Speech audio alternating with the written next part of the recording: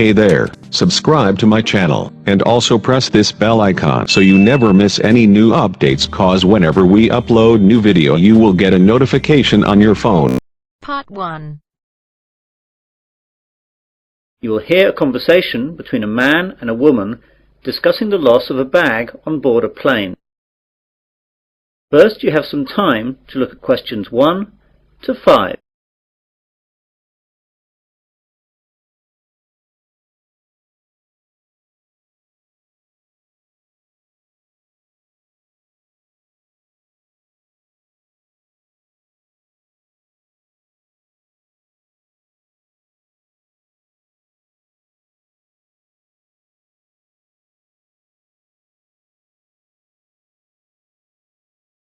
Now we begin. You should answer the questions as you listen, as the recording is not played twice. Listen carefully to the conversation and answer questions 1 to 5. Pan Asian Airways, John speaking. Can I help you? Yes, please. I left something on one of your planes last night. I got this number from the operator. Is this the right number to call? Yes, madam. This is the right number. I just need you to tell me your name to start with, so I can fill out a lost property form. Kirsty Allen. That's KIRSTYALLEN. Right, I've got that. Now, what happened last night?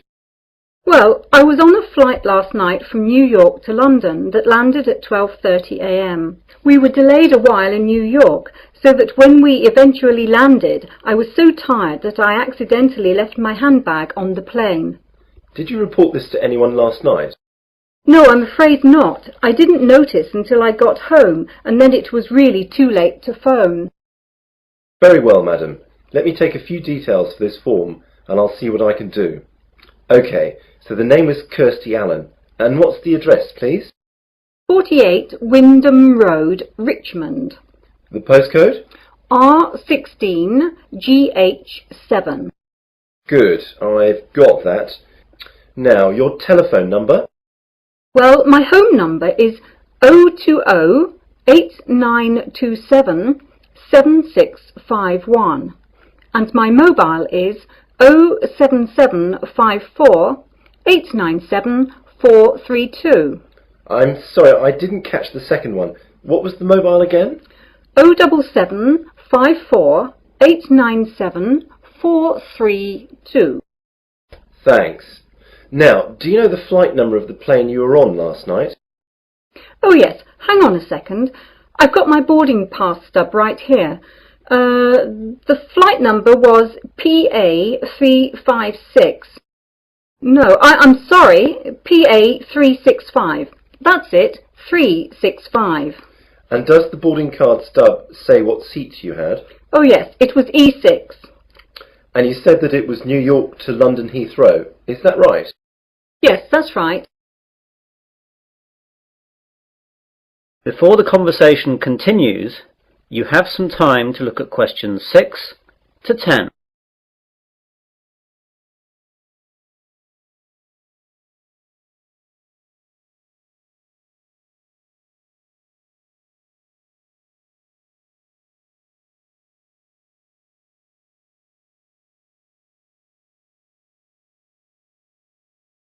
Now listen carefully and answer questions 6 to 10. OK then.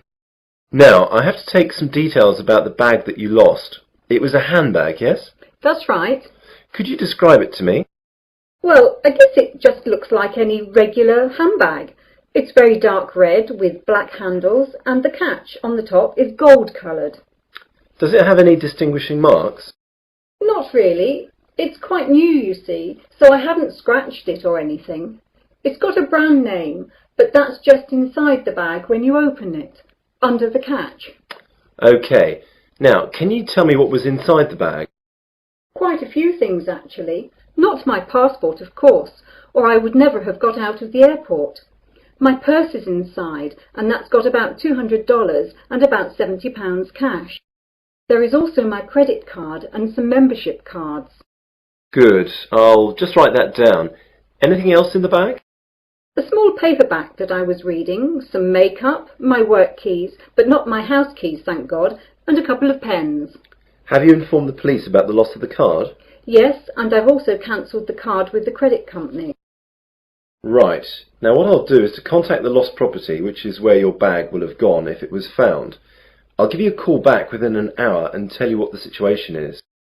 If you haven't had a call within an hour and a half, call back this number and ask for me. My name is John, okay?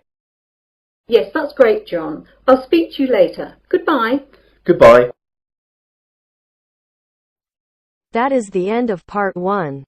You now have half a minute to check your answers.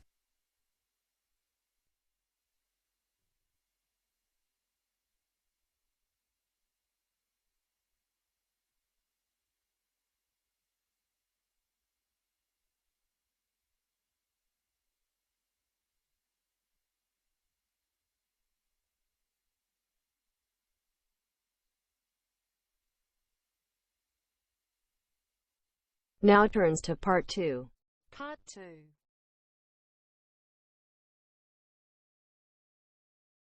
You will hear a man giving a welcome speech to new students at the University of Westley. First, you have some time to look at questions 11 to 14.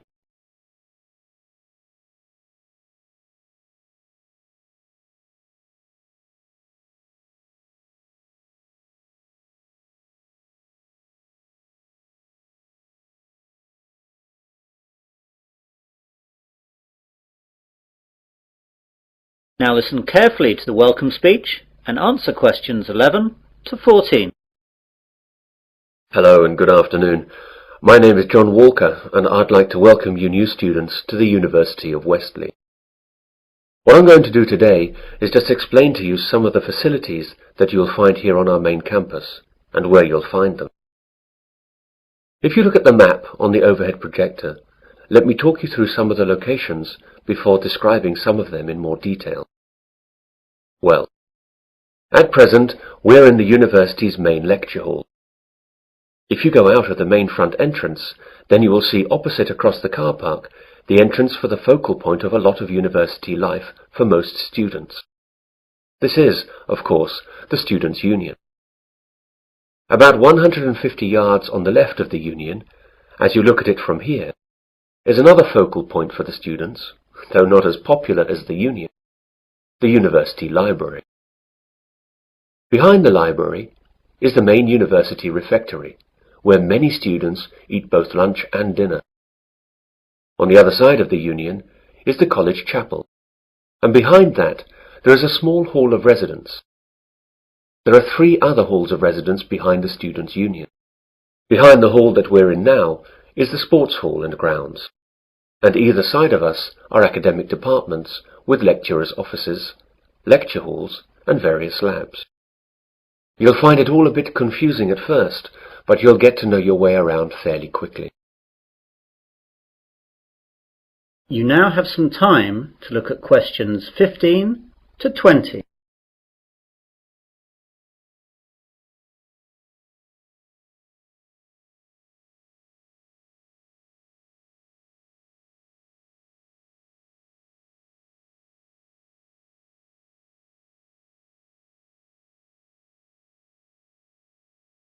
Now listen to the rest of the welcome speech and answer questions 15 to 20. I'd like now to talk about a few important places on the campus. All students must belong to the Students' Union if they wish to use any of its services. It's very cheap, and we certainly recommend that you join. The Union provides a bookshop covering all the course books at the university, plus lots of other titles for a range of interests. You can eat and drink at the Union. There is a Fat Phillips on the ground floor, serving a wide range of fast foods and drinks. Then there is the main Union bar up on the first floor. This is where the Union parties, dances and balls are held. And there's a pizza corner where cheap, large pizzas can be served up in a few minutes. Other areas that will be of interest to students are the welfare office, the travel office, and the club's office. The club's office will get you in touch with all the clubs that are part of the Students' Union. These clubs vary from football to drama to potholing to beer drinking. There really is something for everyone. The union opens up at 8 a.m. every day and closes at 12 midnight, unless there are any functions going on later. I'd like to move on to the library now. This is where a lot of you will, I hope, be spending a lot of time over the next 3 or 4 years, working and doing research. Of course, this isn't as exciting as the social aspects of university life, but of course it really is the main reason that you are all here. I therefore urge you to get over there as soon as you can, as you have to register, and then you can have a look around. During the first 2 weeks of the academic year, that is, now, there are tours every 2 hours aimed at familiarizing new students to all the services that the library offers. The library is open from 9 a.m. to 9 p.m., though it stays open later during final exams. As I said earlier, the refectory is behind the library. The refectory offers a range of cheap meals at lunchtimes and in the evenings. It's open from 12 noon to 3 p.m. for lunch, and from 6 p.m. to 8:30 p.m. for dinner. They try to offer a variety of food, from favourites to healthy options to ethnic foods, and there's always a choice for vegetarians and vegans. The University Sports Hall is one of the most used buildings at the university. To use the hall or the grounds, you must be a member of the Athletic Union, which is part of the Students' Union. Again, this costs very little and will allow you to use all university sports facilities, represent university teams, and it fully insures you during your membership of the Athletic Union. This is really excellent value. For departments and academic facilities, there isn't enough time to go through all of them, but your respective departments should furnish you with maps and information that will satisfy your needs. For all services offered at the university, I recommend that you purchase a Discount Plus card. This card costs £50 and lasts for the academic year. It will then give you discounts on all services at the university. For instance, a £4 meal at the refectory would be reduced to £2.50. It will also give you free usage of the late-night minibus that the university runs to places off campus, which normally costs £1. You can see that it wouldn't take very long to make it worthwhile. The cards can be bought at the Students' Union. Well, that's what I have to say for the moment. Now, are there any questions? That is the end of part 2. You now have half a minute to check your answers.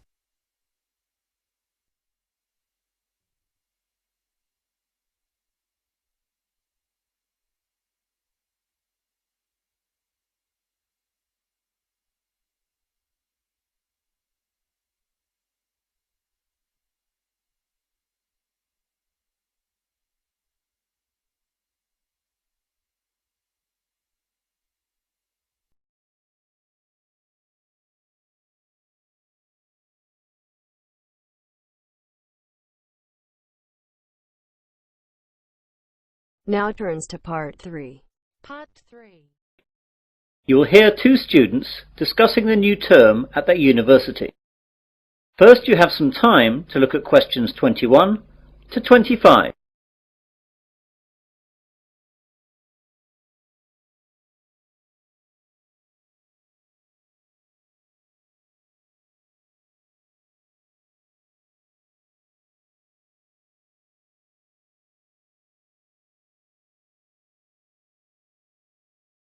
Now listen carefully and answer questions 21 to 25.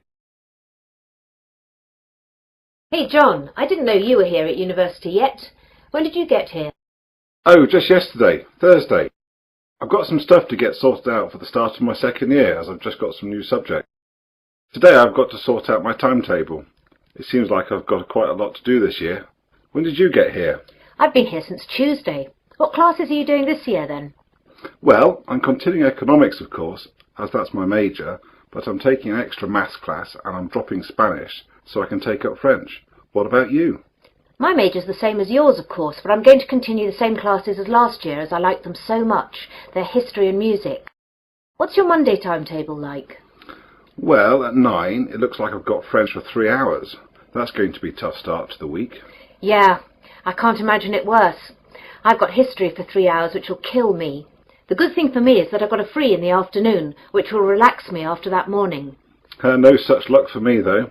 I've got that extra maths class starting then, so I'll be hard at work all day on Mondays. Yeah, I don't envy you that. Still, the extra maths will really help your economics in the long run. I know, that's why I'm taking it this year. Last year I really struggled with all the maths that I didn't understand in the economics, but hopefully this year that will all change. What about sport? What have you chosen to do on Wednesday sports afternoons? Are you sticking with rowing? I'd love to, but the rowing club storeroom got broken into and the boats were damaged, so it's not possible till the club can get enough money to repair or replace the boats. They're really expensive, so that'll take quite a long time. So as I can't do that, I'm going to try out squash. What about you? I'm going to do the same as last year. Volleyball. That's good. It's in the main sports hall like the squash. I'll be able to see you a lot this year. Yeah, it looks like that. You can help me with the maths that I don't understand. Maybe, for a small fee, of course.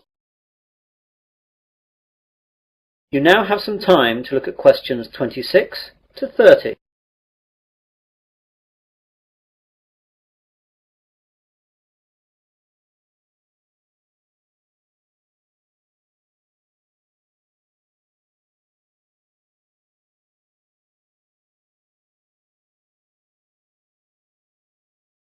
Now listen to the rest of the discussion and answer questions 26 to 30.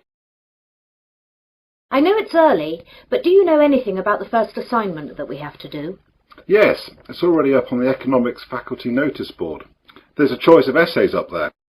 I think there are about 10 you can choose from. I can't remember any of the titles though, apart from the one that I think I'm going to write about. What's that one then? It's about the short-term future of third world economies. Ooh, I don't like the sound of that. It seems very wide-ranging. It is, but remember that I spent some of the summer vacation travelling in Africa and Asia, so that has made me more interested in the subject, and I've also got some first-hand ideas on the subject. Does the essay list mention how long the essays have to be and the deadlines? Yes, you remember last year all the essays had to be 3,000 words in length. Well, that's gone up by 1,000 words. Oh no, they'll take ages. I know. I was hoping that they'd stay at 3,000 words, or only go up to 3,500. But no luck, I'm afraid. What about the deadline? The first one has to be in by the 30th of October, and the second one by the 30th of November. It looks like one essay a month like last year. Well, at least that hasn't changed. But as it's the end of September now, that leaves only a month to get the first one done. I'm going to have to get onto that straight away. Yes, you'd better. If you want to talk about it, I'm going to be at the campus cafeteria at 1:30 for lunch. We could go over some questions. I can't then, as I'll be in the sports hall working out. How about 3 this afternoon at the Economics Common Room? That seems okay. We'll be right by the economics course office where the questions are, so that'll be convenient for checking up on them. Okay, see you then. Bye! Bye!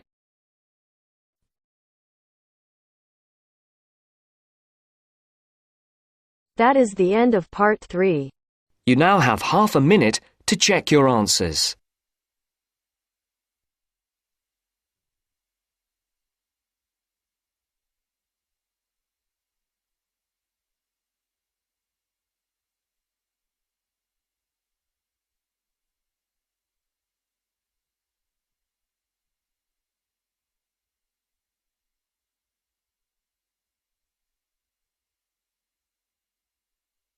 Now turns to part 4. Part 4. You will hear part of an environmental sciences lecture. First, you have some time to look at questions 31 to 40.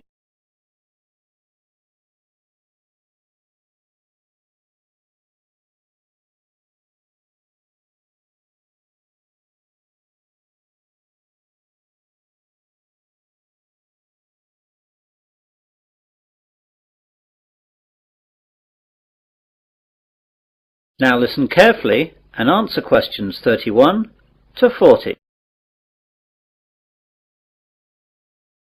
Good morning, everyone. My name is Professor Wilson, and I'm lecturing you today as part of your Environmental Sciences course.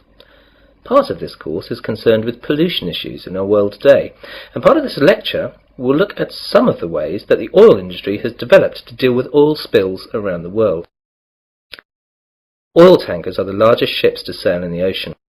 For countries such as Japan that have no oil deposits of their own, tankers are the only way that oil needed to power their economies can be moved. They are designed to hold millions of barrels of crude or refined oil in reasonable safety and without damage to the environment. When oil is released from these ships, the oil spreads out over the surface of the water in a large slick. These oil slicks can cover hundreds of miles and they cause huge environmental damage. Oil is released for varying reasons. Accidents while loading and unloading and deliberate spills account for many slicks today, but it is ships hitting other ships or rocks which is the major cause of slicks.